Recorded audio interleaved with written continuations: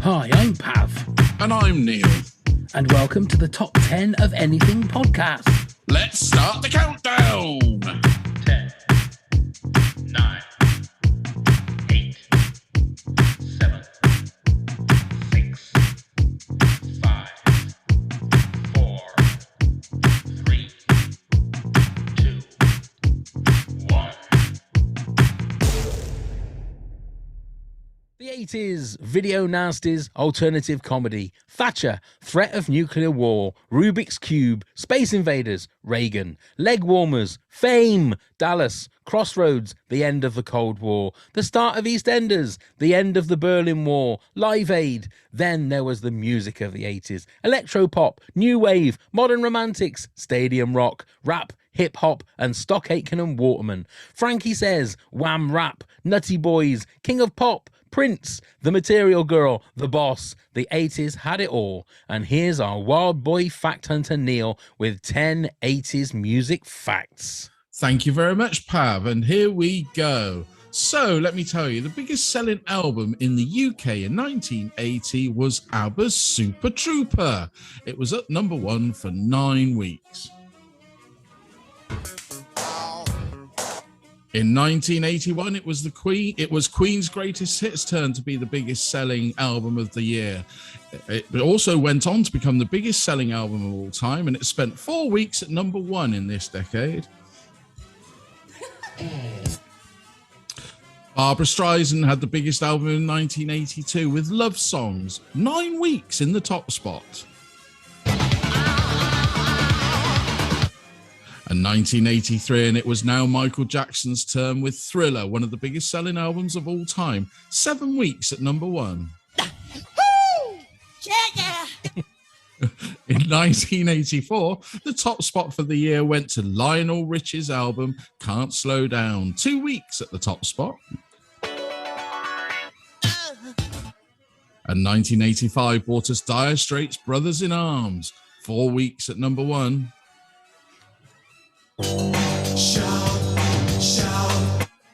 Madonna was the top selling artist for 1986 with True Blue and spent 6 weeks in the top spot.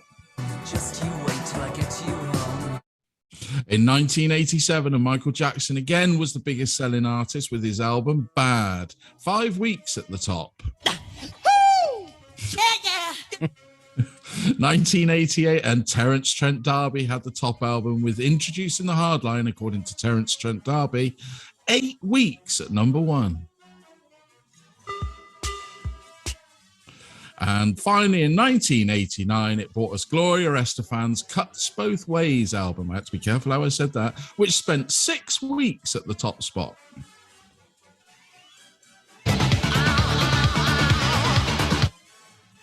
So there we are. Thank you very much, Neil.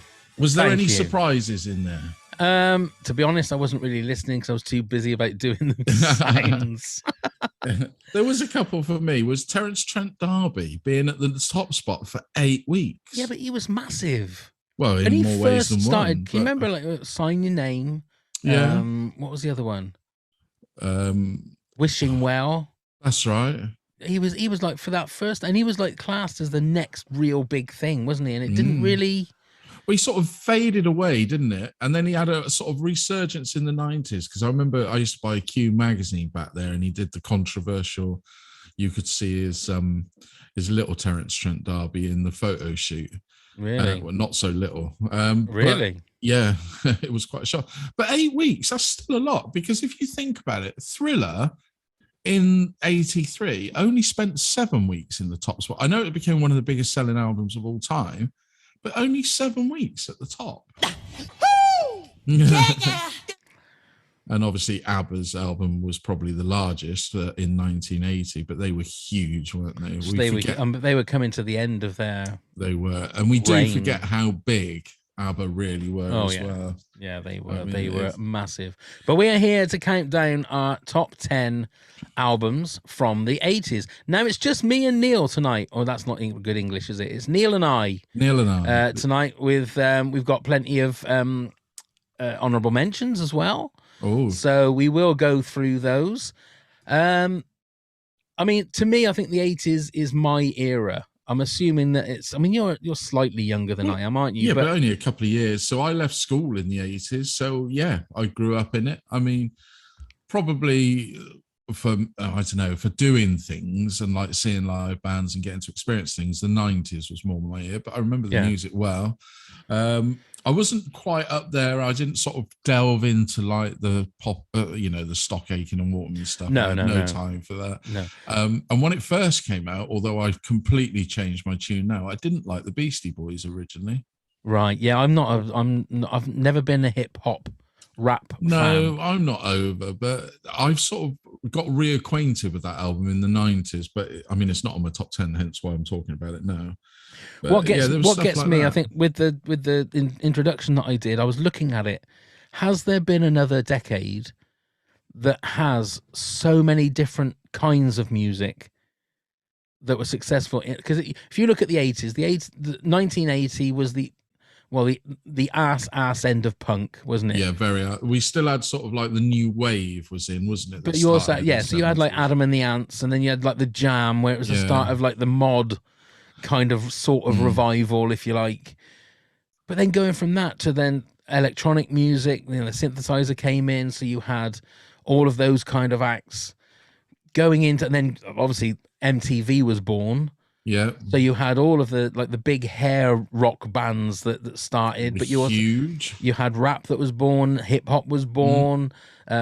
I suppose disco had sort of had died out, if you like. Yeah, disco had died out. I would say you're probably right. The 70s and the 80s are probably the most diverse musical time, because if you think about the 70s, coming off the back of the 60s, everything was still slightly prim, wasn't it?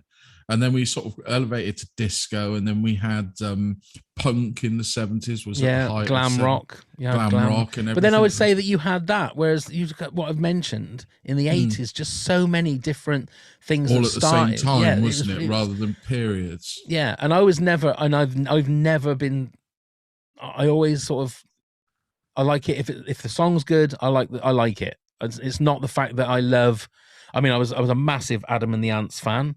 When I was younger, it never made my top 10. But like Kings of the Wild Frontier, I can remember a mate of mine had the album, and at dinner time from school, we all ran to his house and listened to Kings of the Wild Frontier. Was that the gatefold one that had Stand and Deliver and all that on?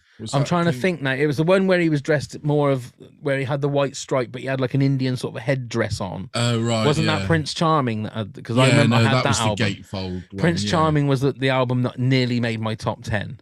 Yeah, because that was a beautiful gatefold sleeve. Yeah, brilliant done. With some great songs on it. You know, some really, really good songs. And I found out, I know we were saying before we went on live, that I think my first list had about 35 albums on there. Yeah, quite easily. I was close there. I just wrote loads down, and I found it very, very difficult, this one, because it's like Sophie's Choice, isn't it? You're very close to all these albums. Yes. So the way that I did it, I went onto my streaming service that I listened to my music for and looked and said, right, what have I been listening to over the last couple of years the most? And I thought, well, that says it all. If I'm still listening to those 80s albums, then winners. Yeah. I did it more just completely from memory, but from nostalgia. And then listen to a couple of the albums. I'll say what they are when I get to them. Yeah, I listened to them this week, and there was two in particular that I listened to and thought, oh my God, these are just great albums, and just took me right back. Took me right back. So, I mean, this might be a shorter episode, as there's only 2 top 10s to go through. But then we've got a few honourable mentions, so it'd be nice to delve in to see what other people have got as well, which is always a good thing. We have. Before we do start, I want to say thank you to everybody that donated and watched and listened and messaged during the podathon as we recording this. That happened the weekend just gone. Like nearly £3,500 raised, which was fantastic. Awesome. It was a lot of fun to do. So thank you very much to everybody for your support on that, and maybe see you again next year. We'll see. And we say a big thank you to you for everything you did towards those. And if you can hear carefully, Neil, there's all the sound of it. I only did it for my narcissistic tendencies, and I wanted to be center of attention for 24 hours. And it worked. I've been in a funk. In a funk ever since, because I'm now not broadcasting or center of attention for 24 hours. So I now have like 52 weeks to wait before I can be center of attention again for 24 hours. Oh, you will always be the center of my attention. I'd like to kiss you on your big girly bottom. That's right from the 80s. That is. Yeah, that is. They were my lord. Ones. Right then. I'll tell you what. Well, yeah. So give us your number 10. Give us your number 10. Okay, Neil. I'll kick it off. And funnily enough, kick being the ultimate word, In Excess and Kick. Okay. This surprised me that I'd listened to it as much as I had, and it's an album I revisited in the last sort of probably 18 months, because I kept thinking, I really like Mystify or New Sensation. Those songs, I really enjoy them. And looked back and I thought, well, that album, I've got a record player now. Let's put the vinyl on and let's listen. And it's 100% track winner to me. Everyone is a decent track, and I don't know how you feel about In Excess, whether you are a fan or not. See, I'm one of those ones that they did some really, really good songs, but I was never really a big fan. Just I don't know. I didn't listen to an album. Right. Some of the singles. Baby Don't Cry was a great one. Never Tear Us Apart obviously is a classic. Mystify is a fantastic song, and they still hold up today, which is a precedent. But I will say that's the only album I ever had of theirs. You know, I wasn't a massive fan. I just loved that album. I actually wouldn't be able to name another In Excess album. Possibly not, unless I gave it some really good thought. But yeah, that album just sold it to me.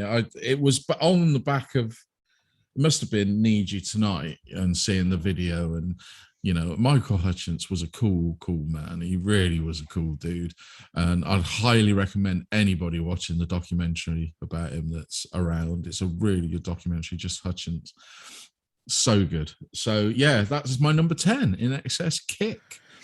Okay, my number 10 was the album that sort of kicked off MTV, if you like. I suppose it actually named MTV in one of the songs, and it's Brothers in Arms by Dire Straits. Actually, my number, where is it? Number 8. Your number 8. Yeah, huge fan of that album. I was a big Dire Straits fan. I bought the was it the albums or the cassettes? Love Over Gold was a great album. Making Movies was a great album.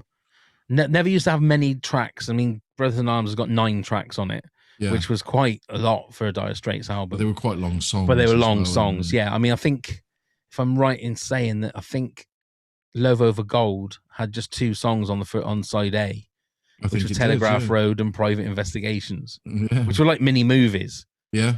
But with Brothers in Arms, it's got a really good start, as in a lot of fantastic albums have got great, like, track 1, 2, 3, 4, maybe 5.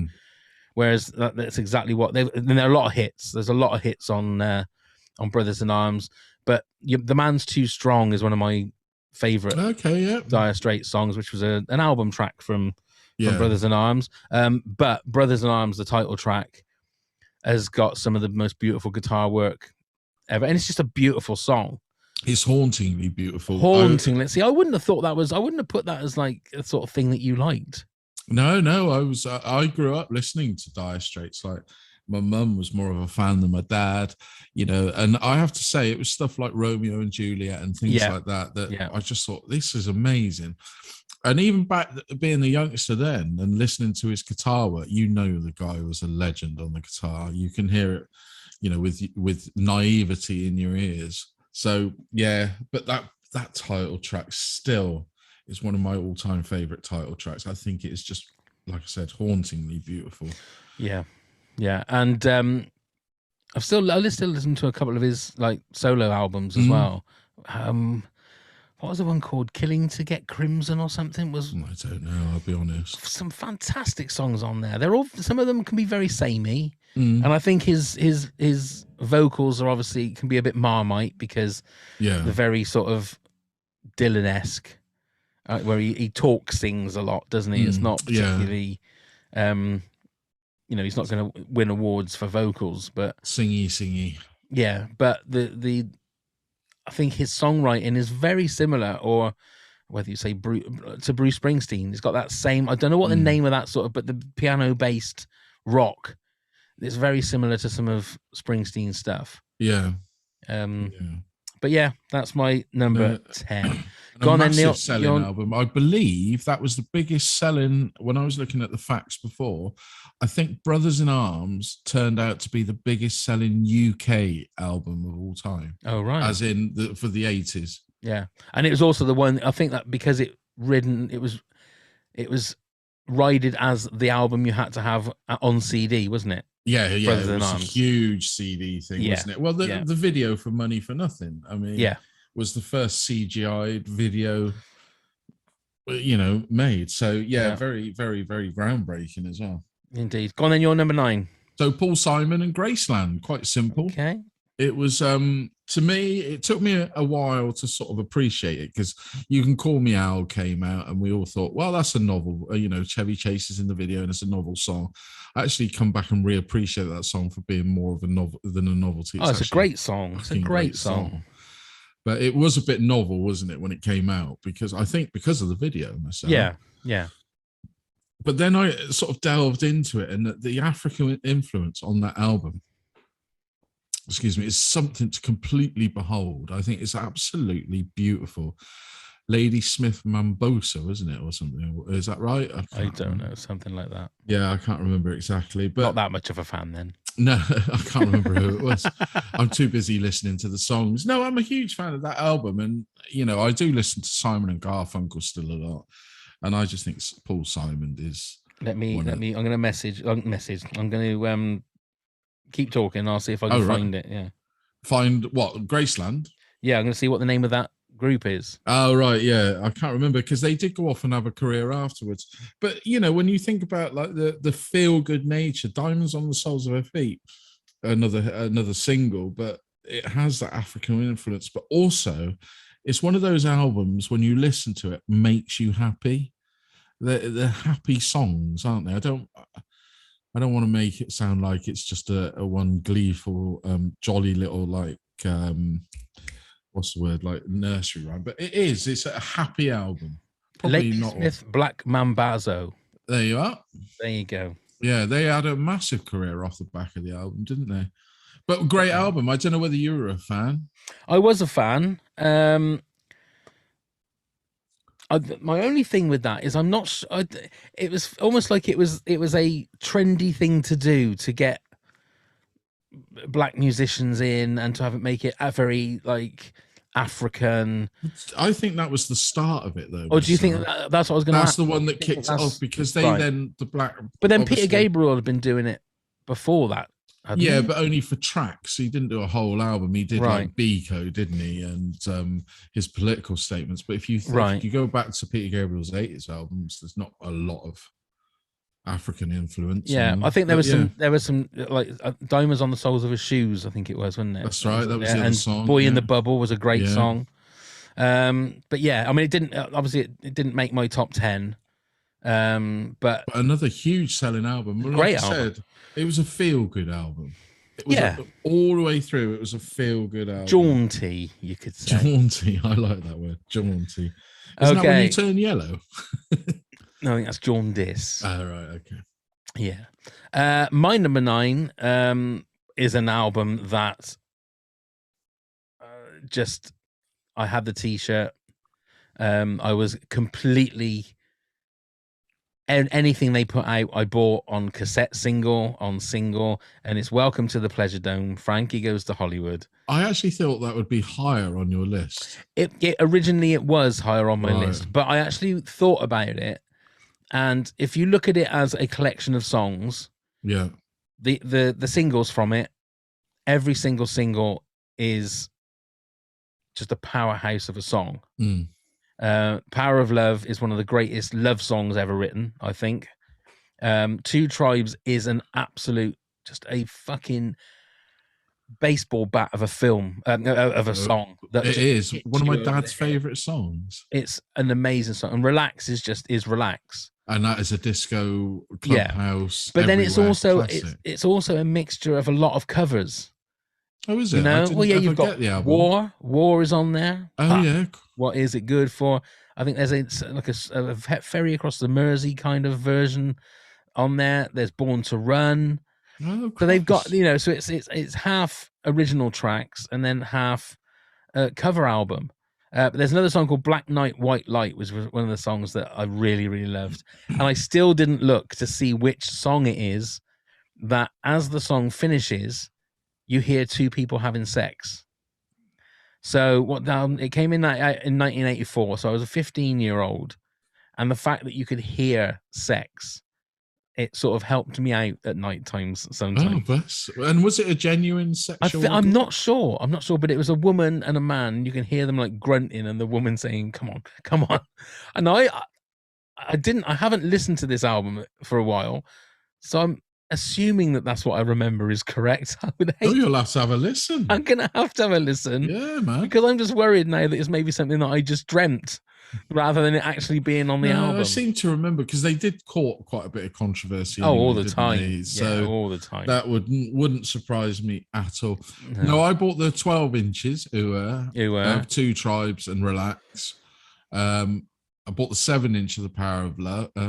Yeah, that's all I ever had. I had them all on CD single, but I did end up, and I don't know why, because I'm not actually that much of a fan. Bought Holly Johnson's Americanos. Right. Again, his album had some great Americanos, Love Train, some great songs on it. Some really good songs on it.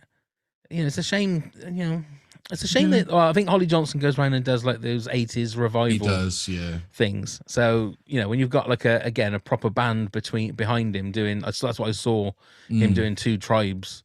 And it sounded great. He's got an amazing voice. I was going to say, was it? I don't know, something I watched on Sky. Forgive me, I can't remember, but he was on it and he sang "The Power of Love" as the Christmas. That was Never Mind the Buzzcocks. Oh, Buzzcocks, wasn't it? Yeah, that's right. And wouldn't it beautiful? Yeah. He's still got the chops. Yeah, he's still got the pipes there. That's right. It was Buzzcocks. Yes, I remember now. It was. Right. So you said at number 8, Brothers Arms. Absolutely. So at number 8 for me, now I feel that. As the 80s, especially mid 80s, was this guy's year. 85, 86, 87, 88, and 89 were probably definitely his year, and that's Phil Collins. Oh, yeah. I could have picked probably any of his albums that he had out during the 80s, but I chose But Seriously. Okay. The thing I think about Phil Collins is if you like, I think he does two different types of, he does the sloppy ballad.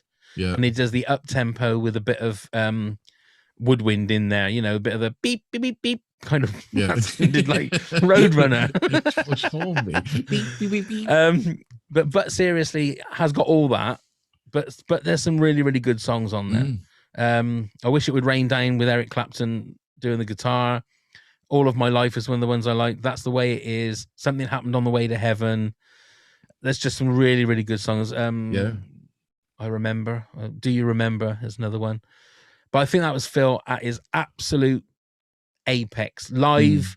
And, you know, whether it's live or whether it was just because obviously it was all, I think, was it 89 that Buster came out? Or was that a little bit earlier than that, wasn't it? Sort of 88. Yeah, it was 88. So that between 84, say, 85 and 1990, he was the number one guy. Easily. You don't forget how big Genesis were around the same time. They did that however many night run at Wembley. It was like a record. They did so many nights at Wembley Stadium. But I still think Phil Collins to this day is one of the best frontmen there's ever been. His banter and his interaction with the crowd in those days was bar none. He used to, I had the video of Genesis live at Wembley, 87, I think it was. And he had those 80,000 people in the palm of his hand the whole 2 hours, and not many people can do that. But yeah, and I think that's why it's sad to see how he is now. Even like because obviously his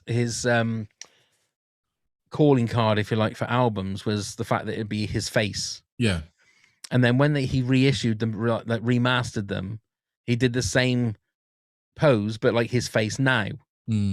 And it just doesn't look right. I feel so sorry for the guy. I really do, because like you say, he was such a great front man and such a great drummer. What an amazing drummer. Yeah. You know, and phenomenal drummer.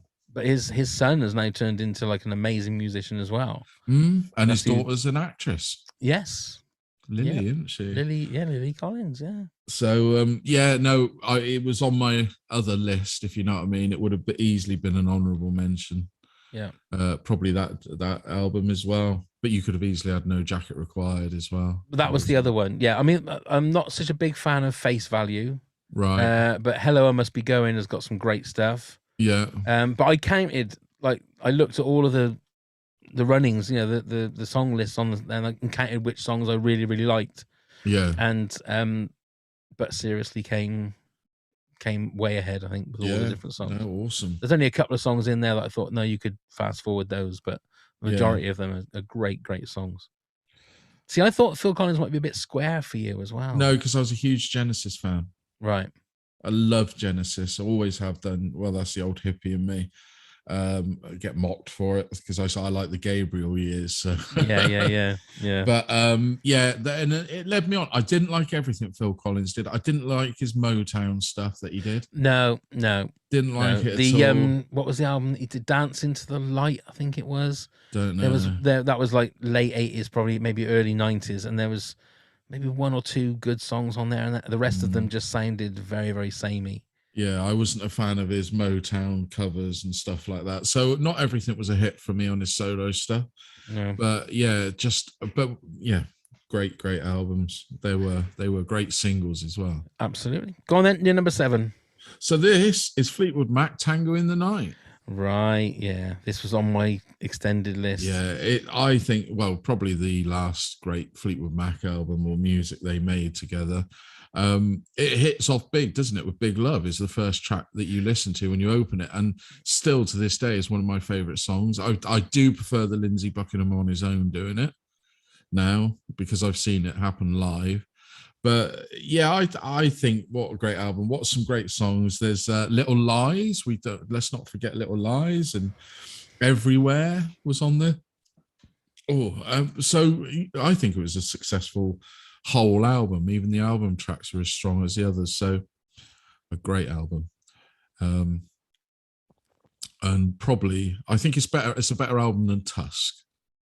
Yeah, Tusk I mean, I must admit that's the only album I've ever listened to Fleetwood Mac's. Not even Rumours? No. I know some of the songs on there, obviously, but I mean, Rumours is by far their best album of all time. But right. Tango in the Night, it was a great, had some great 80s bits about it that still hold up today. You know, it wasn't when you listen back to some of the 80s music, you think, ooh, yeah, well, that's not, but theirs holds up.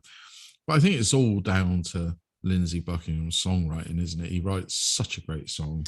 He's a fantastic songwriter. He really is. Guitarist. He's underrated as a guitarist to me. But yeah, great album. Okay. My number 7 was one of the albums that I had to listen to this weekend and just fell in love back with it again. 1988, it's The Innocents by Erasure. Oh, I don't know that album. Do you know? Oh, yeah. Probably know some of the songs. Ship of Fools, Little Respect. Right. But there's some great album tracks. Weight of the World, Yahoo, Hallowed Ground. Vince Clarke is a master at melodies and little intricate melodies that are going in between the bass lines and just creating fantastic pop songs. Yeah. And Andy Bell is again one of those powerhouse of voices. Yeah, he's got a great voice, hasn't he? Yeah, I remember Wonderland was their first album. What else was? The Circus. Right. Some great songs on both of those. But The Innocents for me, it reminds me of my first job I ever had, and blistering hot summer, and going to the car park for my dinner, listening to that album. Like sort of like sweating my bollocks off in the car while listening to that. It's I don't know whether you're an Erasure fan. I don't. It's nothing. It doesn't offend me. I enjoy the songs. You know, the hits. I always find them to be really happy songs. You always feel sort of like you could dance. Anybody could dance to them. Does that make sense? Yeah, like yeah. If you were in a club, it'd be one of those ones that you'd bop away to easily. Yeah, I got nothing against them. I quite enjoyed it when they had their little ABBA revival that they did. Do you remember? Yeah, I know that was 90s, but yeah, that was always good fun. Always, because I was going to clubs in those days. And it was, when Erasure came on, I would say pretty much everybody got up on the dance floor back then. Everybody. It was Yeah. one of those definite, oh, come on, let's go. So, yeah, don't dislike him. Fair enough. Okay. You're number 6. So it's Prince, and 1999. Now, Okay. let me give you a bit of a background onto why it's this album and not Purple Rain and stuff like that. Well, this album was the first album that introduced me to Prince. So basically, my brother had it on cassette and didn't particularly want it for whatever reason. And he said to me, do you want this? It's by a guy called Prince. And I didn't know that much when 1999 came out. And I put it in my headset and I went to work in the summer with my dad to earn pocket money. And in my Sony Walkman, yes, I had an actual Sony Walkman, I listened to 1999 all day, turning the tape over and working away. And it stuck with me. And so much so I revisited this year and just you now realize, I didn't back in the day, how talented Prince really was. Yeah. I think a lot of people misunderstood how fucking brilliant that bloke was in the 80s. I genuinely do. Maybe the older generations did. But at school, he had an awful nickname. We changed it, totally incorrect. We can't say it anymore. And we used to take the mickey. But yeah, now my love for Prince since he died, it's just escalated even more. And I've been delving more into his back catalogue and everything. And the bloke was a bloody genius. He deserved to be even bigger than he actually was to me, of what he could achieve and what he wrote. So, yeah, 1999. I know it won't be everybody's cup of tea, but to me, great album. It's the one thing, I haven't got a Prince album in my top 10, but he is probably without doubt in my lifetime the most talented musician I think I've ever seen. Yeah. You see the YouTube when he sings while he does the guitar solo, while my guitar gently weeps with it's the Traveling Wilburys basically, isn't it? And it is, but he does George the lead Harrison's guitar. George Harrison's son. It is unbelievable, just unbelievable. It is. And it's the fact that he makes it look so easy, and he had that image that he's very aloof and stuff like that. Have you ever seen the footage where he's on stage sat with his when he's doing Cream, and he's doing the Cream acoustic, and the crowd are singing back, and he goes no, and he's got an amazing sense of humor. But then you hear the Kevin Smith story about him, trying to do a documentary on him, and it's 2:30 in the morning. He wants to know. He wants a camel. Giraffe or he wants a camel, and he doesn't understand why he can't get a camel at 2:30 in the morning. But then that was when it became Prince World, wasn't it? It became Prince. It was he'd lost sense of real, But he always had that. I think that's what makes him a genius. Yeah, he was. Do you know what I mean? He's eccentric, isn't he? He's just a complete eccentric person. But going back to a YouTube video, if you want to see Prince pinnacly live, watch his Super Bowl performance, and then when it starts to rain, fucking hell, he changes the order, doesn't he? The songs to do Purple Rain. I just think that's one of the best. Like that, while my guitar gently weeps, it's just oral. Inspiring to watch. It is absolutely awe-inspiring. Yeah, absolute massive fan, and gone far too early. Rest in peace. Far too early. Yeah, absolutely. Indeed. Okay, my number 6. You've mentioned them already. I sort of mentioned them. Another one as well in the sweet spot of the mid to late 80s. It's Invisible Touch by Genesis. Oh, great album. It was on my list. It was almost there. Yeah. Again, only 8 tracks on the album, but every single one of those albums, there's a couple of the Tony Banks instrumentals on there. Yeah. But they're great as well, but there's not a dud song on that album. Some great singles. Land of Confusion is an absolute classic. With a great video. Video. Throwing It All Away is another great one. In Too Deep. What was the other? Tonight was a great one. I Can't Dance wasn't on that album. Was it not? No, it was on the We Can't Dance album. Oh shit! Sorry.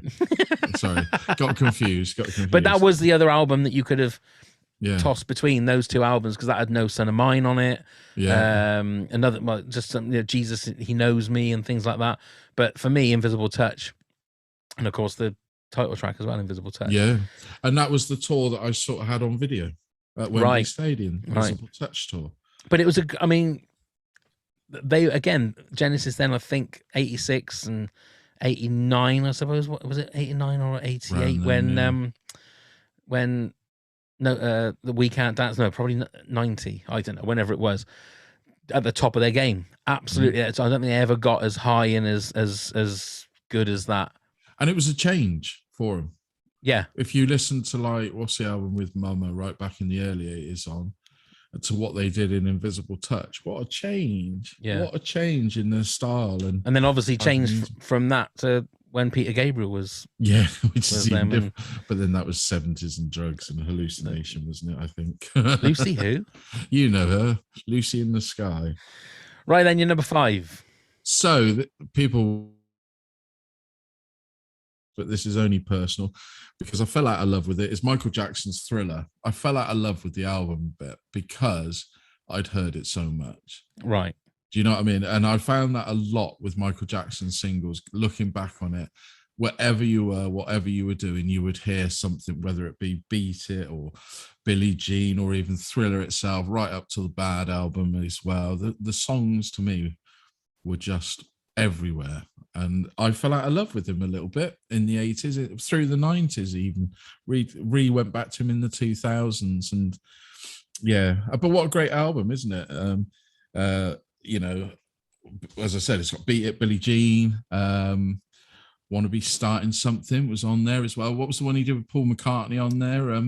The Girl Is Mine. The Girl Is Mine. So some great tracks. And Michael Jackson, he was fucking a talent, wasn't he, back in the 80s? So you obviously stand on the debate of, do you separate the man from I just enjoy his music without listening to the connotations of what is behind him. Right, okay. You know what I mean? You can still enjoy somebody's music and what they've produced. It's no reflection of what they've done and nastily done or whatever they've done. Does it not leave a little bit of a nasty taste in your mouth when you think about that? Or you're to be quite honest, happy I don't think about it. I just enjoy the music for what it is. Yeah, I really do enjoy the music for what it is. So, you know, we all have our opinions of whether he was guilty or innocent. So just enjoy the music that he left, because he was a talent in the early 80s. I mean, what he did, and again, he was a bit sort of like the Prince, but with vocal and dancing, wasn't he? If you know what I mean, rather than instruments. It's not my favorite Michael Jackson album, but that's Off the Wall, but that was 70s. Right. So, okay, fair enough. Did you have them? You must have had. Yeah. I mean, Bad, I think, was my more preferred one to Thriller. Right. And it was like every song on that album was a single, wasn't it? But so yeah, again, it was also like everything. Bad choice of phrase, but everything was rammed down your throat. But I don't know. I suppose I still listen to Michael Jackson if it's on the radio or if it comes up on like a mix thing. But you know, I don't know whether it's the same level as like putting him in there with Gary Glitter. You know, in the fact that I couldn't listen to a Gary Glitter song without thinking of who the man is. But then again, for Michael Jackson, it's more, did he do it or did he not? Yeah, it's very much. Whereas with Gary Glitter, it's banged on that he did the things that he was accused of. So yeah, I don't know. Yeah. Okay, my number 5 is "So" by Peter Gabriel. Oh, not in your top 10? Maybe. Okay. I hate asking that and you say that because then that gives it away. Again, not a dud song on the album. It's one of those albums that I mean, he obviously works out what song is going to be first and second and whatever. It's almost like a story as it goes through, but Red Rain is a fantastic start to an album. Atmospheric and beautiful, but hard hitting. The sound of the piano, and then I think it goes into Sledgehammer after that, doesn't it? I think. And then Don't Give Up. Then Don't Give Up, yeah. And then In Your Eyes is just another amazing song. So yeah, I'd say it's Us was his follow up, wasn't it? Was it Us? Yes, and then it was Up. Right. Okay, because So I think he is it in, basically took about 10 years between albums. yeah, and wasn't Us the one that had the song with Sinead O'Connor, "The Blood of Yes. Eden," which is And a it adds, beautiful yeah, song. and it had Steam and Steam, that's right, and yeah. all that on it. But Steam seemed to me to be like a sledgehammer. Big Time was the other song from Digging in the Peter Dirt was what Digging you're in the about Dirt. to think of on the other one, Us. Yeah. Because that was it looked like Sledgehammer video, didn't it? It was very jerky, where the ground was all going over him, and But it was that Steam was the song that sounded a little bit like, for me, it sounded a little bit like Big Time and Sledgehammer. Big Time, yeah. Big Time, another great song. Mm. Hi there. Yes. Yeah.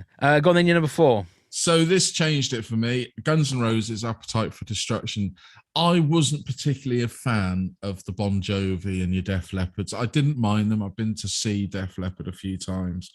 They were okay and they were great songs, but they never had that edge, that little bit of gruffness and roughness, that I've been missing since I first discovered Motorhead back in the early 80s. So yeah, it was like almost like your mind was blown.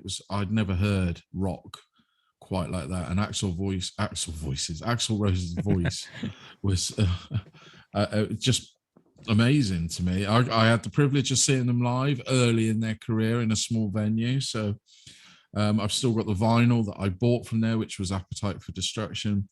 I was a 16-year-old whippersnapper. And it's still an album. I think it would be up there and one of the greatest debut albums for me. Yeah, I'm not a massive fan, I have to say. I've liked a few of their songs. I've bought a few of their songs. I think I've never bought an album of theirs. Right. I've kind of like just tired with Axl Rose's shtick. Yeah, really. He became a knob. Let's not face it. He became a knob. But then that's why Slash left the band and all the other band members, and he was still running around as Guns N' Roses when it was just him. Yeah. And he was leaving people late coming on. He was basically Justin Bieber now. But he's turned it around and they've all reformed and they go on tour. I know people have been to see the tour and said they've never sounded better. Really? Axl has probably managed to get therapy for his demons. I mean, he went off to tour with AC/DC. That's right. Yeah. Brian Johnson couldn't tour anymore. So he became their lead singer. And that, I think, turned him around and made him realize, hang on, we've got something special. Let's bring it back. And yeah, I've heard nothing but great things about the tour now. They do a good 2.5 hour set every time. So another one of those unique voices. As soon as he sings, you know who it is. Yeah. And he apparently hasn't lost it now, his voice. There you go. So there you go. Okay. Right. My number 4. I think this is this guy's last great album, and it's just sneaked in there in 1989. Is "Flowers in the Dirt" by Paul McCartney. Okay. I didn't know the album, but you don't know the album? I don't think I do. No. Oh, right. Okay. Some of the songs were written with Elvis Costello. Right. So you had like "My Brave Face." Do you remember that one? I think I do. Yeah. Put It There, and then some good some sort of album tracks. That Day Is Done, We Got Married, Où est le soleil, Dans la tête. But I think it's the last time that he actually sang this one and Figure of Eight were some of the singles as well. Okay. Would you say that this album then was every track was a great track? Not every track. There's a couple of sort of meandering. What personally I thought were meandering album tracks, right? But there's some great McCartney isms. Right, yeah. Put It There is a classic McCartney with just picking on a guitar and an acoustic guitar with a great melody. There's some great melodies. There's a great guitar bit in We Got Married by Dave Gilmour. Okay. From Pink Floyd. That is Dave Gilmour, isn't it? Yeah. But like I say, it's the last album from Paul McCartney that I think is like a great album from start to finish. And that was 89 or 90 was when we went and saw him. So it was that album that he was touring when we went and saw him live.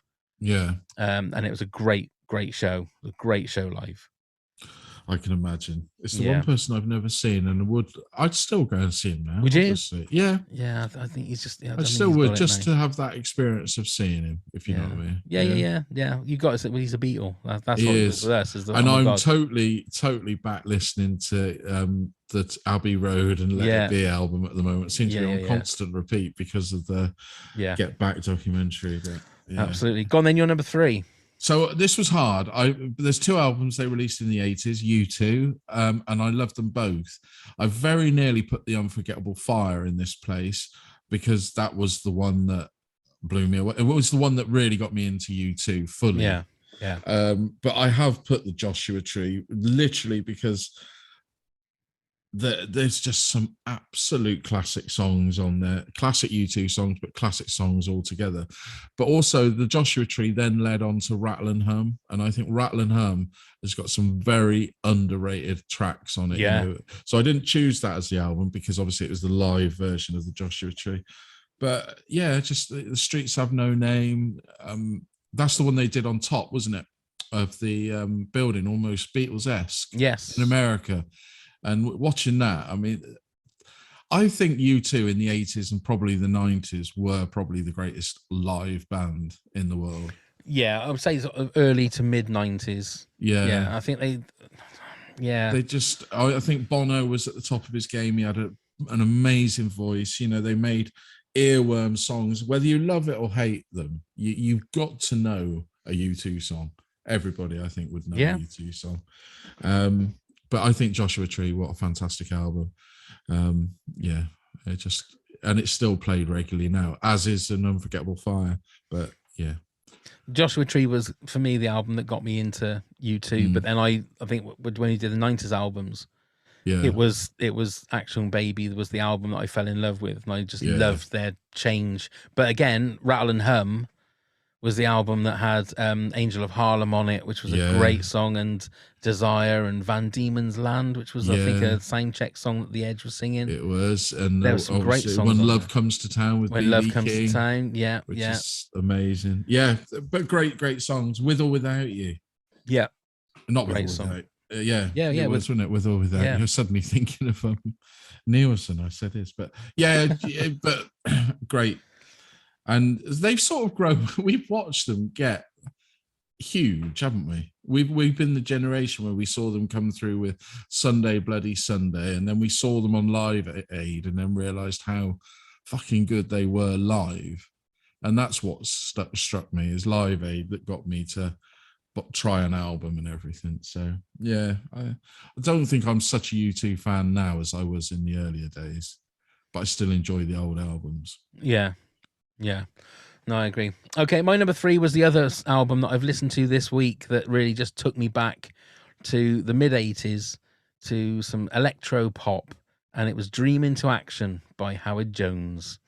Yeah, this one passed me back, mate. Really. I mean, it started off with Humans Lib, first act I ever saw live at the Royal Albert Hall, and it was weird because I was listening to it with headphones on, and Howard Jones is not the greatest of singers.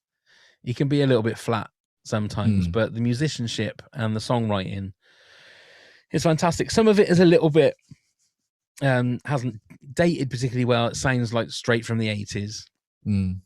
But there are some fantastic songs on here. No One Is to Blame is a great song, just him and the piano. Was that the album that he had any of his big hits from?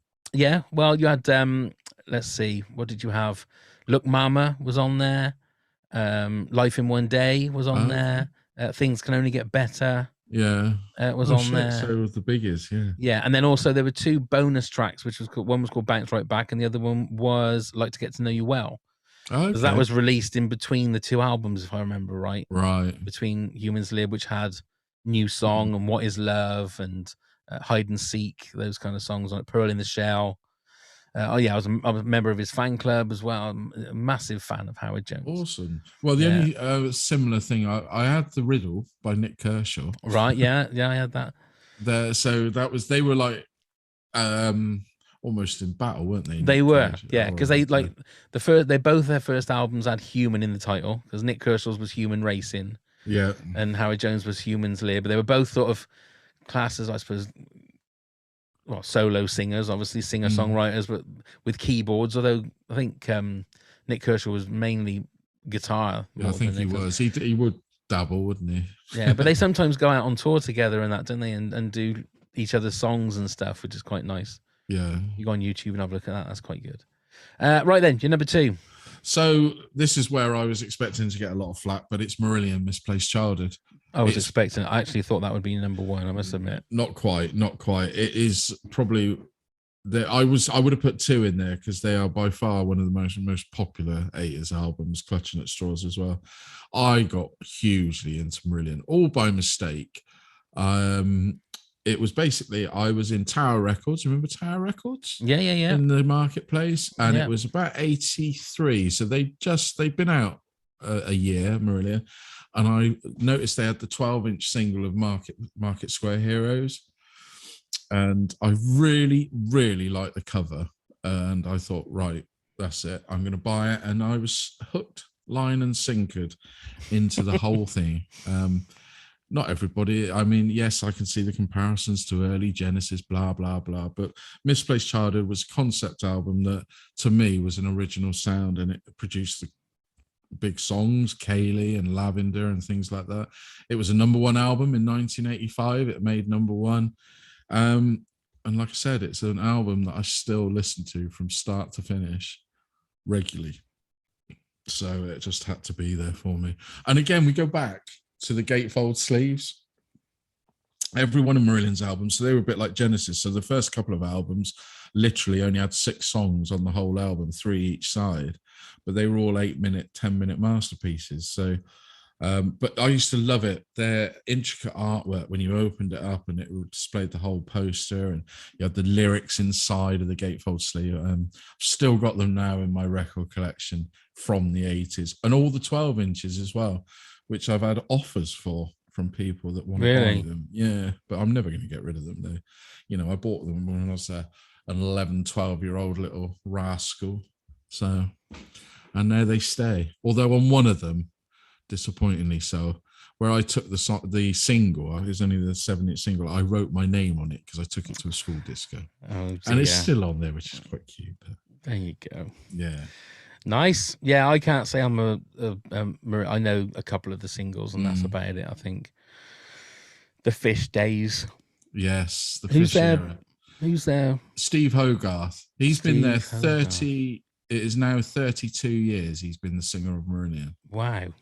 I know. So everybody bangs on about the Fish years, but they're only like 7 years long. Jesus Christ. And Steve Hogarth has taken them. They're doing all right. I've been to see them with the new singer and they're still as tight as they always were. Very, very tight musicians, very accomplished musicians. So I can imagine if they've been playing together for 40 years. Very good to live. I would highly recommend anybody to go and see them live. If you're into your live experiences, they are well worth it. Yeah, you hippie. Yeah, I am. Okay. My number 2, it was going to be a choice of 1 or 2. And I wasn't going to put the other one in the top 10 just because I didn't want the same acts in the, in different places. But I've gone for Tunnel of Love, Bruce Springsteen. Oh, okay.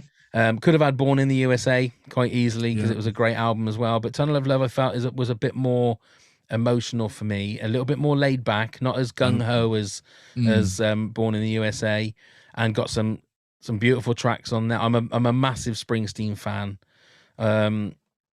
His albums can be very samey, and I think it's a bit like Phil Collins. If you like a couple of his songs, you're going to love a lot of his songs. But he's a bit like Prince again in the fact that he churns songs out, doesn't he? Just hundreds and hundreds of them. The only thing that really upset me is I think it was on Netflix. They had his Broadway show. Okay, yeah.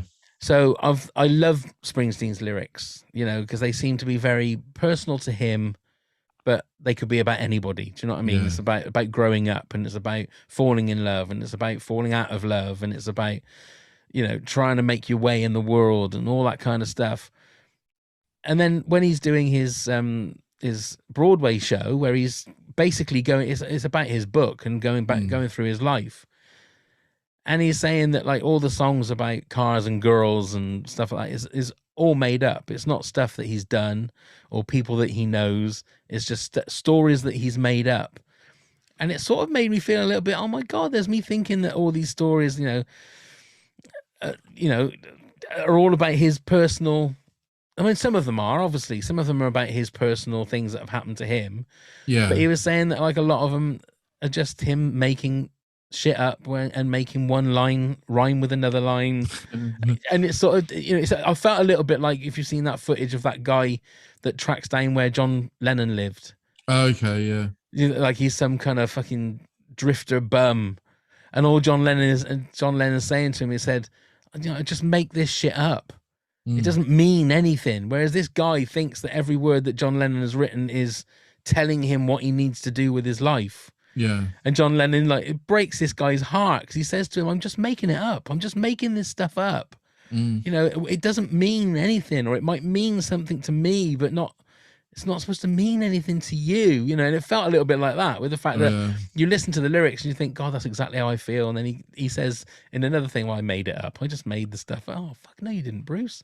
I always admire his live, his ability to be what he does live. Oh, he's fantastic. He does a 3-hour show easily. At least. At least. He never does the same set. He says 2 nights on the trot. He's got such a back catalogue. There's not many people that I know that do that. And if you're talking about a tight band, that his band is tight, and you can watch videos on YouTube of like 3.5, 4 hour gigs where people have taken obviously cameras into the thing and filmed it and stuff. Yeah, and obviously famously when he did the Hyde Park, they had to actually unplug him, didn't they? Yeah, because I think Paul McCartney. Right, give us your countdown then from 10 to 2. So here we go. So at number 10, it's In Excess and Kick. Number 9, Paul Simon and Graceland. Number 8, Dire Straits, Brothers in Arms. Number 7, Fleetwood Mac, Tango in the Night. Number 6, Prince, 1999. Number 5 is Thriller and Michael Jackson. Number 4 is Guns N' Roses, Appetite for Destruction. Number 3, U2, Joshua Tree. Number 2, Marillion, Misplaced Childhood.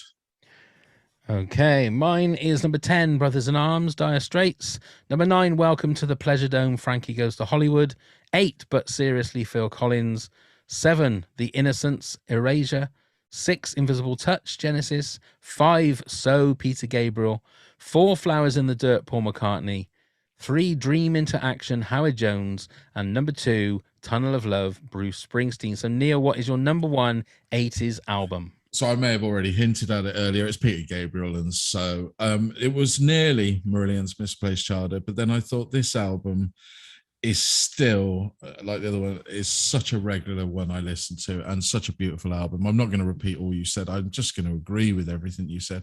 But he's another guy that I have seen live multiple times now, from probably 2000 up to probably the last tour he did. I have so much appreciation for what Peter Gabriel has done and the change that he made. I mean, I don't know, are you a fan of his earlier albums, like just self-titled, weren't they? Yeah. We could see it coming, these huge singles. We spoke about it before, Biko and stuff like that, Games Without Frontiers and everything like that. Great tracks. But when So came, it was something different. And I'm going to single out a track that I still think is one of the most beautiful songs ever written, and that's Don't Give Up, with such a strong message to it, and Kate Bush's voice in it complements it perfectly. And it hasn't dated at all, that album, to me, not at all. No. So I think if we're going to go for a perfect 80s album, perfect 80s album to me, it's Peter Gabriel's So. Just a masterpiece. Well done. Good choice. Thank you very much. Mine is one, I could have chosen any of the guys' albums from the 80s, be it Glass Houses, be it Stormfront, be it Nylon Curtain. Nylon Curtain nearly was in my top 10, but it's An Innocent Man by Billy Joel. Right. This was the album that unlocked the vault of Billy Joel for me. So it was, I think, it might have been Tell Her About It, that single that came out around Christmas time, I think, and maybe Uptown Girl came out at the same time. Was this about 82, wasn't it? It would have been 82, 83, yeah. And then BBC had a live. It was weird how they did it. They showed the first half of a concert that he did at Wembley Arena live, and then they must have recorded the second half and then played it another time. But the first half went out live on like BBC One or maybe BBC Two at like 8 o'clock on a Friday night. Yeah. And that's when I remember hearing things like Allentown and Goodnight Saigon and all these other. And so I then just dived into his greatest hits. Came out maybe just before, no, probably just after Innocent Man. So you just like dived right into all of his old albums, slowly collected them all, and then kept up with them until I think River of Dreams was his last. Yeah, because he hasn't made an album, or he doesn't bother writing songs anymore. Well, he's done enough, hasn't he? Yeah, he's done enough. But it's He a really fantastic album. And there's not, again, compared to the singles, which everybody would know, Longest Time, Uptown Girl, Leave a Tender Moment Alone. You've got some amazing album tracks like Keeping the Faith, Christy Lee, and they're all homages to like hit the songs that he loved when he was growing up. Yeah. So you've got like The Longest Time is the a cappella. So like he used to do a cappella, sat on, stood on the corner of the street and like the guys would around a barrel with a fire in it. Uptown Girl was like Frankie Valli. Then like Christy Lee was very sort of like Great Balls of Fire. What was it? I can't remember his name now. Jerry Lee Lewis. Jerry Lee Lewis, that kind of thing. Careless Talk was like Neil Sedaka kind of. So it was all homages. The same as like Nylon Curtain was his Beatles homage. If you listen to that, it sounds like the Beatles. Right. Sort of, around sort of Rubber Soul and Sgt. Pepper and that kind of psychedelic sort of kind of thing. But I just think he's one of the nicest people in pop or rock, isn't he? As well. Yeah. What he does for his fans is, because I mean, is he the residency he sort of had at Madison Square Garden? I don't know whether it's still going, but he always kept the first 3 front row seats, didn't he? Rows clear, so he could bring the fans from the rafters down, the real fans. Well, it's my cousins went to see him, and they were right at the back. And some guy came up to them and said, "Oh, do you want to come with us?" And I think they did that. It happened to them. Yeah. But apparently he does it to every gig, so that the real fans can come and see him, and not because shites. Yeah, I've seen him 3 or 4 times, I think, and he's fantastic live. So good live. Yeah, I can imagine. I can imagine. Great choices. So there we go. Then that's our top 10. 80s albums. Neil, do you want to let everybody know how they can get in touch? Do you want to do some honourable mentions? Oh, shit, yeah, well done. Well, we're just good shout there, young man. Quickly get those through. Honourable mentions here. At Dave Fippin on Twitter said Hysteria by Def Leppard, still one of my favourites. Got it for a Christmas 1988, dropped it Boxing Day 1988, and a chunk of vinyl snapped off, rendering the first song on each side unplayable. I hid it from my parents from that day on. At Nick Boyd Guitar, thank you, Nick, for joining me at 5 o'clock on the podathon when I didn't have anybody to talk to, so or at 5:30 I think it was. So appreciation for that, Nick. Thank you so much. He said Queen's greatest hits would surely be close to the top spot for me, and Dire Straits' Brothers in Arms both seem to be the soundtrack to all car journeys during the 80s, and if it wasn't for podcasts, I'd happily inflict both albums on all of my son's car journeys. #dad music. But the reason we didn't have Queen's greatest hits is we decided no greatest hits. Yes, we did. Otherwise, I'm sure that would have been in our top 10. I'm sure, yeah. Stu Grant says Guns N' Roses, Appetite for Destruction, Nirvana, Bleach, Queen, A Kind of Magic, Public Enemy, It Takes a Nation of Millions to Hold Us Back, Metallica and Justice for All, Genesis, Invisible Touch, Talking Heads, Little Creatures, and Soundgarden, Ultra Mega OK. Yeah. That was very late 80s, that Soundgarden one. Was it? Yeah, okay. Great album. Yeah. At Tufty2222, Big Lad in the Windmill by It Bites.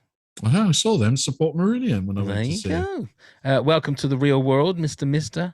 Hysteria, Def Leppard, Watermark, Enya, Slippery When Wet, Bon Jovi, Gangs and Bashes, no, it's Bangs and Crashes. Gangs and Bashes. Go West, Gold, Spandau Ballet, no particular order, but still all listened to regularly. Rob James said Dire Straits, Brothers in Arms. Lovely Lisa Buchanan, who helped me through the small hours during the podathon. Thank you so much, Lisa. Says, first I had nearly every album in your graphic, on the thumbnail of this episode. Adamant remains one of my favourites, but at the risk of being controversial, Michael Jackson's album Thriller was on repeat at my house. I shared a house with 2 girls and we blasted it day and night. I don't think there's anything controversial in still liking Thriller. I know, but it's like I say, it's whether you can separate the man from the music, and You've got to sometimes. Otherwise, if I'm a fan of the Pogues, but I don't particularly like Shane McGowan. Yeah, I know, but then Shane McGowan hasn't been very true. accused of the things that it's the same as like R. Kelly. Would you enjoy R. Kelly's music? I never did before, so well, yeah, then that's not particularly a good choice then. exactly. But you're a massive Gary Glitter fan, weren't you? So only the one song. Yeah.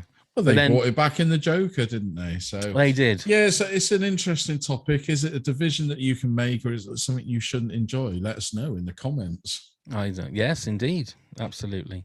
Go on then, Neil. Let everybody know how they can get in touch. Well, talking of that, you can find us on all the social medias at Top 10 Pods. That's TOPTEN Pods. Please do give us a click, a like, and a follow. We'd love to see you join us. Email us at top10pods@hotmail.com. That's written top 10 again at hotmail.com. You can give us suggestions for any top 10s, will be good. And do come and help support the podcast at patreon.com/top10pods, where you can get rewards such as our episode super early. You can be behind the scenes videos and even a chance to be a guest. So please do that. And we're very grateful for everybody that does. Check out all the links via the link tree. You can find the link in the show notes. And then please do come and subscribe. Leave us a rating review on Apple Podcasts and download us on any other podcast provider you may use.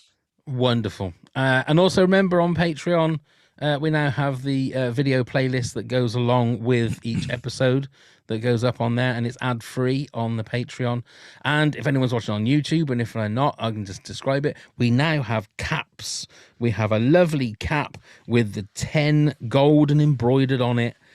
So if you go to our podcast merch, you'll see the link in the show notes to be able to go and have a look at that. I think mugs are coming as well. We're starting to get mugs as well as caps. So go and have a look at that. Great Easter presents. Oh, and Valentine's just around the corner. Oh, there's a shout. As we record, obviously, if you're listening to this in December, there's shit out of luck. But there you go. Well, then or in March, you have to wait the whole year. So that's it. A little bit different this week, but never mind. There we go. Enjoyable nonetheless. Thank you very much for joining me, Neil. Thank you very much, Pav. And we'll see you next week. And let's go start the countdown. 10, 9.